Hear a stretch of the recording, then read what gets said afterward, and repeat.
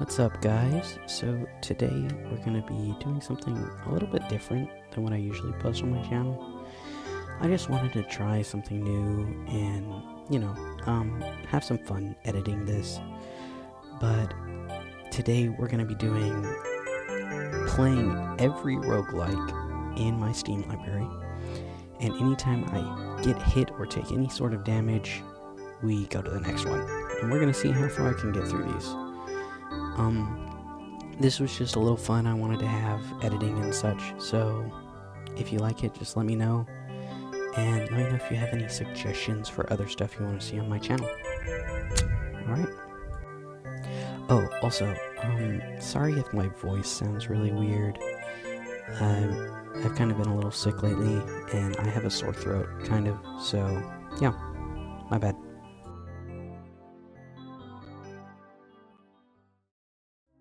Alright guys, so this is Buckshot Roulette. I'm sure a lot of you have heard of this. I actually didn't know that this was a roguelike until now, actually. I kind of forgot this was sitting in my Steam library. It's honestly a pretty fun game. I played with friends, and it's classified as a roguelike in Steam, so, I mean, I guess it's being added to the list. Let's do it. This one is a pretty fun one to play with friends. It's really just a numbers game. There is an aspect of luck to it. Okay, 1 live, 2 blanks. So I don't really know how long this is gonna last. It could last a minute. But it could be over very quickly. So there's 2 blanks.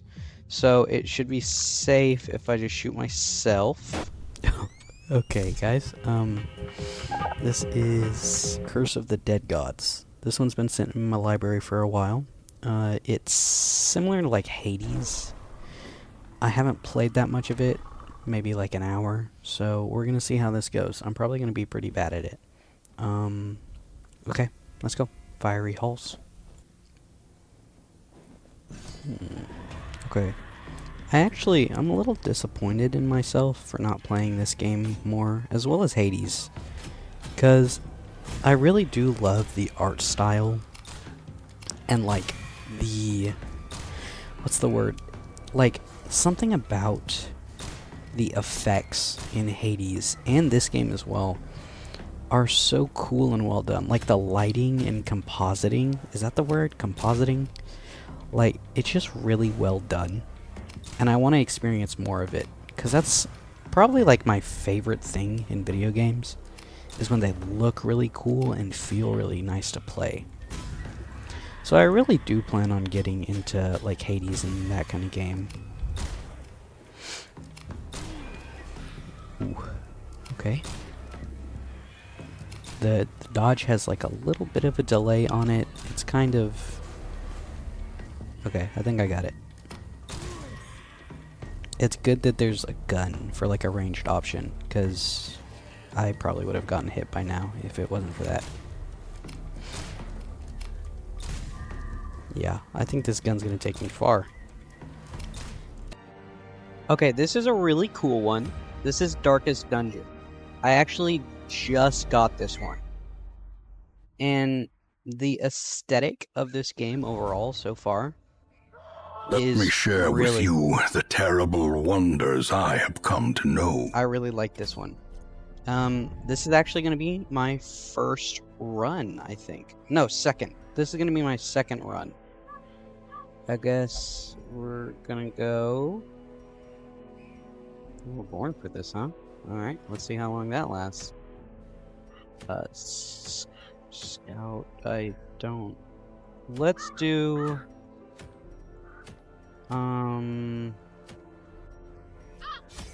Explore. That sounds fun. Okay, I guess, yeah. Give us some food.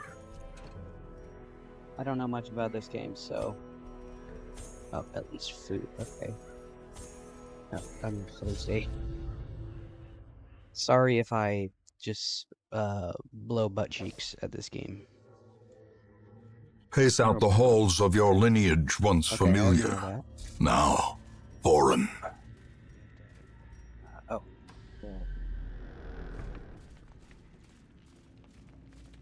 Okay. Bookshelf. Still on volumes. Let's see. Oh, nothing. Alright, this one is Dead Cells. I am very, very fond of this game. Now, I will admit, I haven't actually played it quite as much as I would have liked to. I'm probably gonna binge this game at some point, because I love this game so much. And I'm not terrible at it either, so this one could last kind of long. I know it's all about speed in this game, and especially if you're trying not to get hit, you just have to kind of blitz the enemies, because if you let them live for too long, they will hit you, because a lot of them get like armor or attack through your attacks. You just got to be really quick. Now, I did get a really good starter kit, so this could go really... Alright, we got Enter the Gungeon next. I love this game so much, but I have not played it in a very, very long time. So I'm probably going to be pretty rusty. I don't know how long this will last. I played this game a lot on the Nintendo Switch, which, weirdly enough, I actually prefer this game on the Switch. Ooh. Winchester. Hey. Nice. Okay. Yeah, I played this game a lot on the Switch a while back. So, I actually prefer the controls to the mouse and keyboard, which is kind of out of the ordinary for me. Anyone who knows me knows that I kind of hate using controller for games, which it's just a preference thing. One thing I love about this game is how it really incentivizes you to like use the environment around you. Ooh, sorry, I have the hiccups. It incentivizes you to use the environment via like pulling levers and rolling barrels and blowing stuff up. Ooh. Okay. Flipping tables and such. It's a really good way to get players to like interact with their environment, making it useful and easy. But yeah,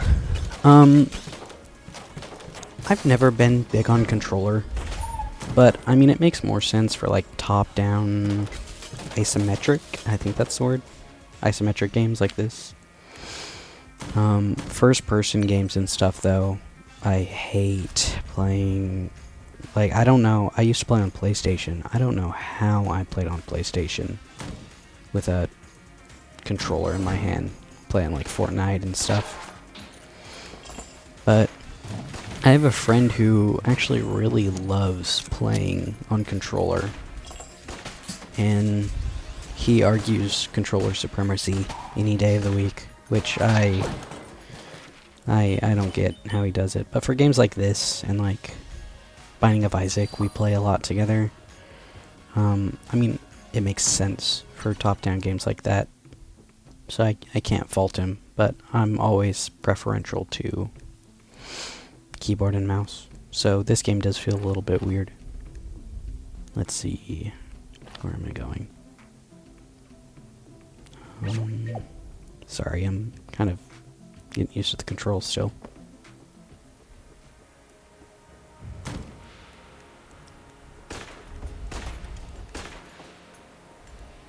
I'm wasting ammo.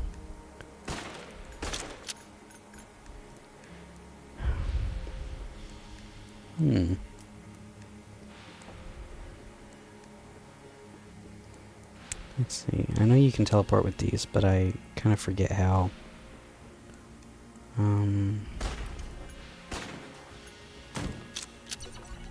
Okay, there's the boss. Let's see.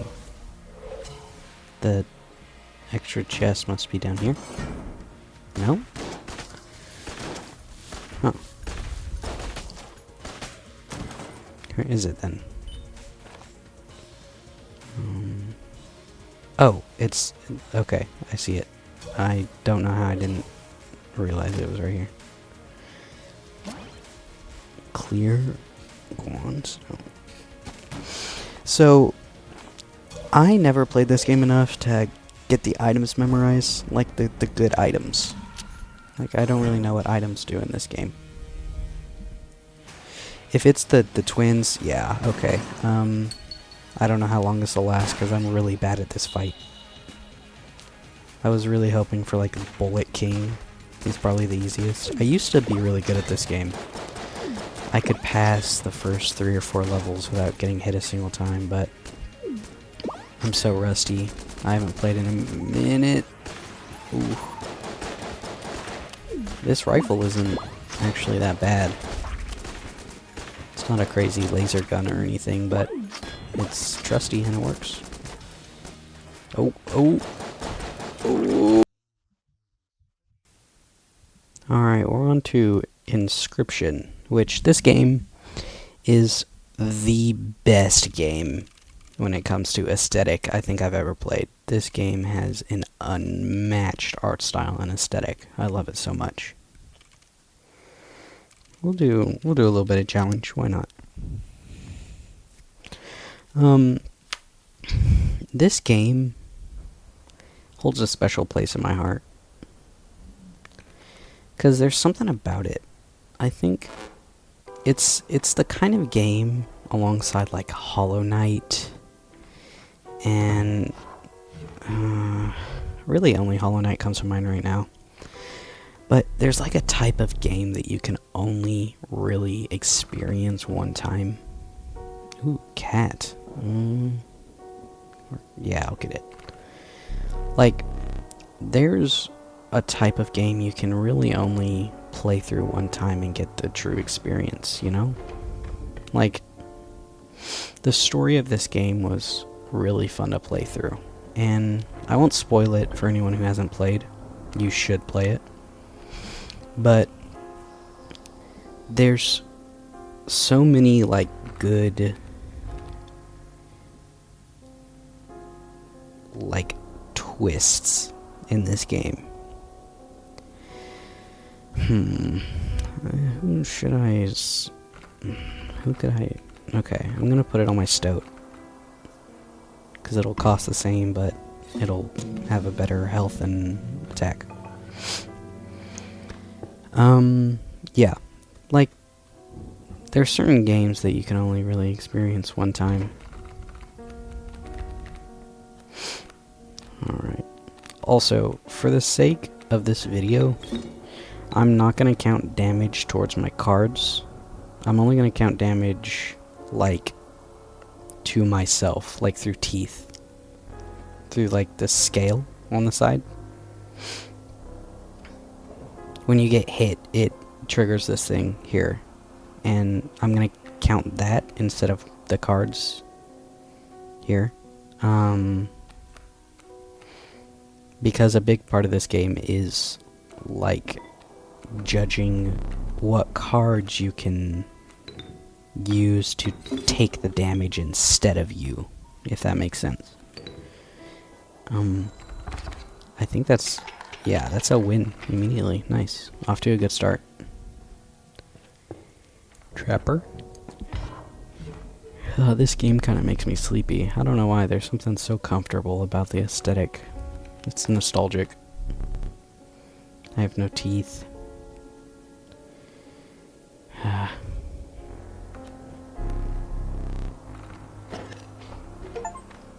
Good ol' Leshy. Sorry for the Steam notification. One of my games just finished downloading. Ooh, I've never gotten this before. Cool. Yeah, I'll do it.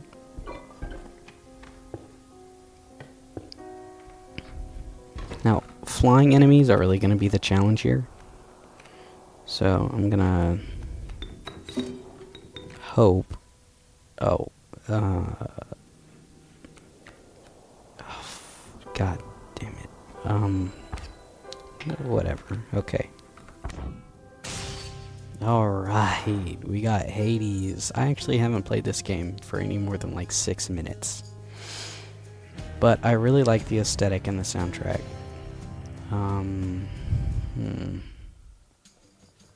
Oh, we are already in a run. That damage doesn't count though, because I don't know how to restart a run in this game. We're just gonna pretend that I'm at full health and the run just started. I don't know the controls for this game. I don't know the dodge,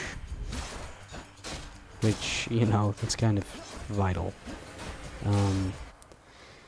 But you know what? I'm so good at games that I don't even need the dodge, actually. So this is Mega Bonk. It blew up not too long ago, so you've probably heard it, or heard of it, or played it. A fun fact about this game, I was actually following its development and Veninad's progress on it since, I'm going to turn it down a little bit, since he was at like less than 1,000 subscribers. So I'm like the OG Mega Bonk fan, which means that I'm better than you. This game is, I don't know where the music is, so I'm actually gonna like put some music in here.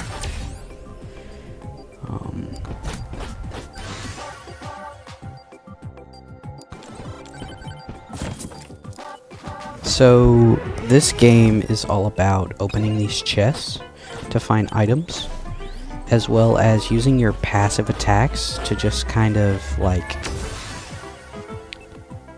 automatically kill enemies. It's really hit or miss whether you'll get a really good run or a really terrible run. And the thing I'm worried about is enemies can really sneak up on you. Like, they can drop down from ledges. The back camera view is really close, so one could just walk up behind me and hit me before I really have a chance to react. A lot could happen. But yeah, we gotta stock up on these items and get lots of really good... Ooh, Aura. Aura is always a really good upgrade to get, because it gives us more range, which means less likely to be hit. But yeah, I think I chose the best character for this, honestly. Oh, see that guy? He dropped down? That could have killed me, like, really easily. That looks evil. I'm not gonna do that. Trying to survive, not kill myself immediately. But yeah. This is Muck. So, cool thing about Muck is it's made by this dude named Danny Dev. And it's kind of like a survival game mixed with a roguelike. It's really interesting. I actually haven't seen many games with this formula before. But, it's made by this guy named Danny Dev, who he made a couple of games people liked, and then he started work on this game called Carlson. I think that's what it's called. And like halfway through development, Danny just like disappeared, and it left a lot of fans really upset because they were really looking forward to Carlson. It became like a highly anticipated game that a lot of people believe will just never come out. But a lot of people think that Danny Dev is Veninad, who I talked about during Mega Bonk. He made Mega Bonk. Because the games have similar art styles, and Danny Dev is Veninad backwards. There's a lot more evidence that I'm not really in the loop about it, but apparently there's theories that like Veninad is Danny Dev returning from his indefinite hiatus under like an alias of some kind. But yeah, it's really interesting. I don't really know what any of this stuff does other than the chests. Like, I don't know what... Oh my god, wait. Hold on. Can I, like, hit them with the rock? Or... This is Have a Nice Death. I hold this one near and dear to my heart. In part because my awesome girlfriend gave it to me for my birthday. But also, it's a fantastic game. It has so many cool polishes and animations that I really love. Sorry, I need to turn it down. All my games are super high volume. But I love all the animations and combos you can do in this game. As well as all the cool items you can get. If you play your cards right, it can really make you feel like you have like an arsenal at your disposal. And you can string so many combos, it makes you feel so cool. I've never actually used this spell. It does homing, which is really strong.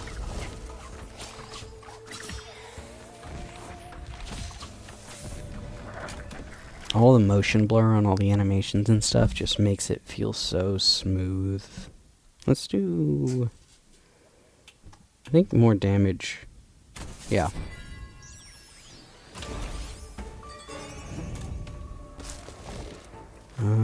And another thing I like about this game is this. You can kind of pick and choose what could appear on your floor. You don't have full control, but it kind of lets you like decide what shows up.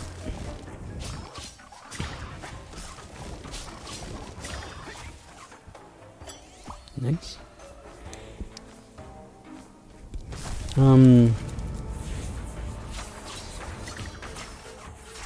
Another cool thing I like about this game is more on the animations and arsenal. Is that purple meter up there at the top? It's your super meter. You get like an ultimate move. And every single weapon, which there are dozens upon dozens of weapons in this game, every single one has a unique, like super... Ooh, boomerang. Has like a unique super. And they're all so cool. Mine just charged, so I'll probably save it for a boss. There'll probably be a boss on the next floor that I'll fight. Spiteful Chomp. It does less damage. I'm gonna put it here. But yeah. I could probably one-shot a boss with my super. Yeah, here we go. L clean. I'm gonna pop my super and it should kill him because they're really strong and he's like a early game boss. The supers are so strong they can kill in one shot like some later game bosses even. This game is really hard though. I have some hours in it and I haven't even beat the final boss. Now this one I'm excited for.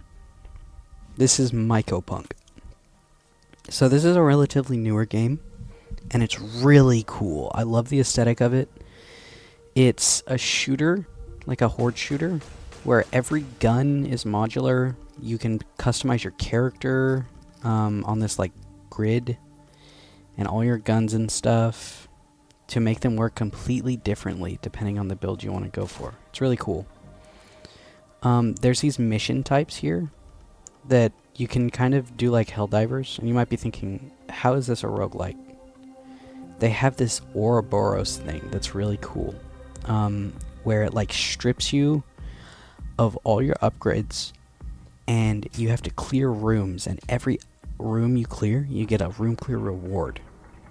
And it's an upgrade that you have to integrate into your build. So it becomes a roguelike. You'll see in a second.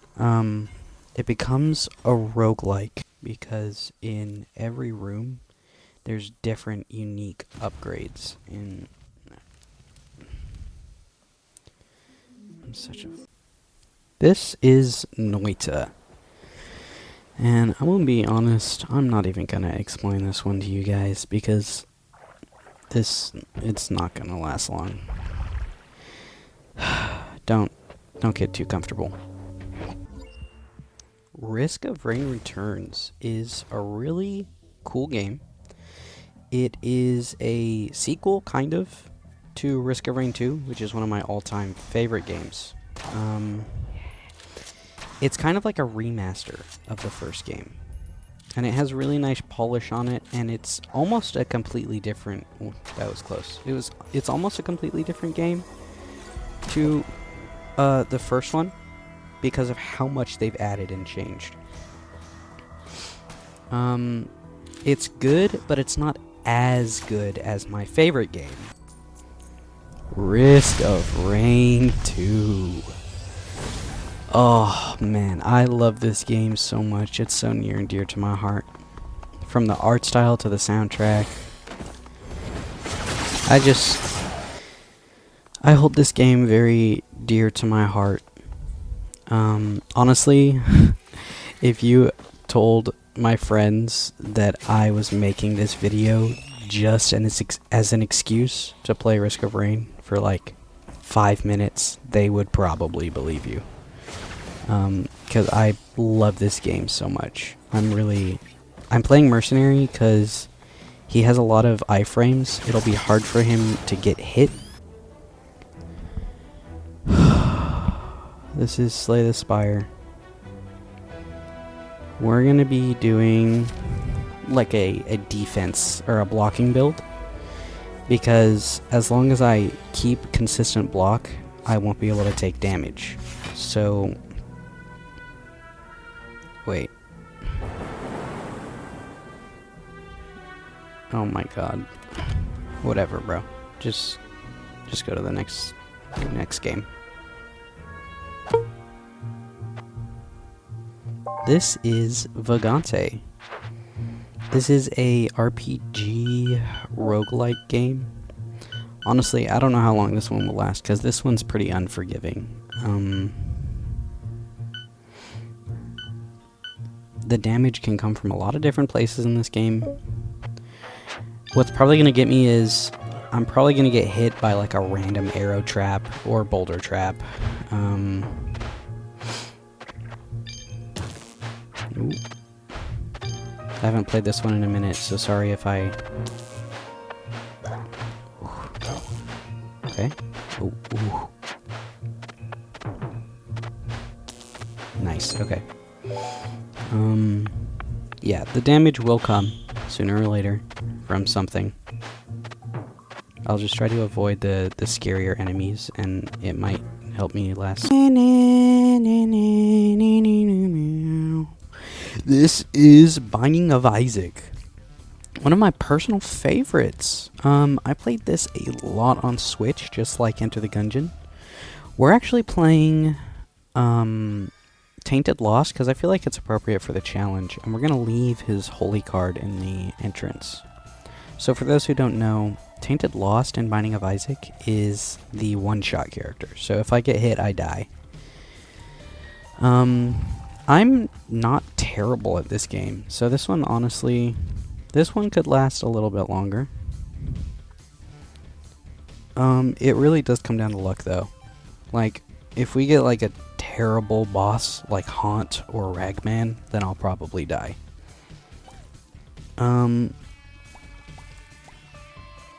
Who's my least favorite basement boss? You know what? If we see Haunt or Ragman, we're just going to the next one, because it's wraps either way, okay? I play this game a lot with my friend, the one I said likes controller. He's really fond of Binding of Isaac, just like me. The co-op is so much harder, though. I don't know why. It's harder to be smart when you're playing with friends, you know?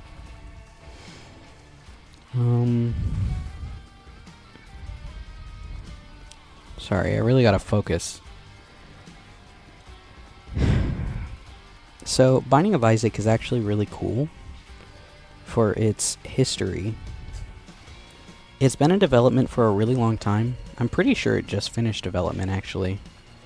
Edmund McMillan, the guy who made it, he made Isaac as a Flash game, which, if you grew up around the same time as me, I grew up with, like, unblocked games and stuff like that. So Flash games hold a special place in my heart. And Isaac started as one of those and slowly developed into a more fleshed out, polished game. It has so much content, man.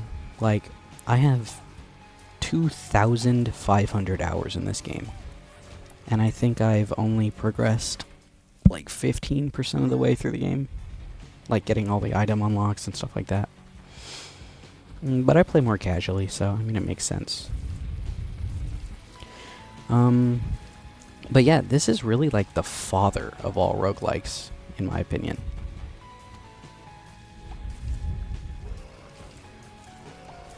Like you can't have a video about roguelikes without Binding of Isaac. And Edmund has recently finished development, I think, and moved on to Mugenics, which I think is actually the last one in my library. And that one's really fun, and it's really cool. I hope it gets as much support and development as Binding of Isaac does, because Edmund poured his heart out on both of these games. But Mugenics has been in development. I think the trailer dropped 14 years ago or something crazy like that. You don't talk about Silk Song and Deltarune, but Mugenics was in progress for a very, very long time. So yeah, I'm glad that Edmund is moving on to bigger and better things and placing his passion somewhere else, because I think he really wanted to move on from Isaac. Because as much as he loves it, I'm sure, it has to get old after working on it for so long, and I feel like it's at a point where it can be finished, you know? Mugenics. Yeah. So this is the other game that Edmund has been working on. It's much more skill-based, I'd say, than some of the other roguelikes. Which means I might last longer in this one. Who knows?